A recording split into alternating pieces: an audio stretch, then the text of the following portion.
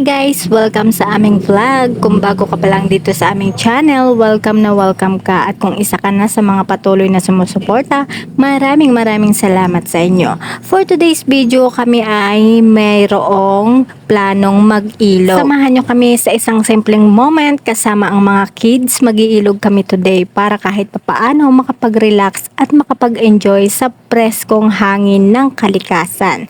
At syempre, hindi mawawala si Baby Lincel. Ayan na nga. Kumakain muna siya dito ng biskwit. Syempre, bago kami pumunta ng ilog, ay nag-almusal muna kami. At ito ang aming baon na ulam, adobong manok. At ito nga, si Baby Lincel, dahil hindi pa naka-ready yung aming ibang kasama, ay hindi pa rin talaga kami umaalis dito sa bahay. Pero dahil nga kami ay super excited, na isipan namin na pumunta na muna doon sa bahay ng aking pamangkin dahil sila ang aming kasama. Pero itong aking kapatid, hindi pa rin maawat sa kaka-attack, kaya nauna na kami doon sa bahay ng aking pamangkin dahil nagluluto pa rin naman sila ng gulay na gabi. Eto nga pala ang aking pamangkin, shoutout sa iyo Agnes. Ayan siya, yan ang aming kasama. At dito nga pala sa kanila ay napansin ko yung aso. Syempre takot ako sa aso sorry na. At dito meron din akong nakita, alam nyo ba kung ano?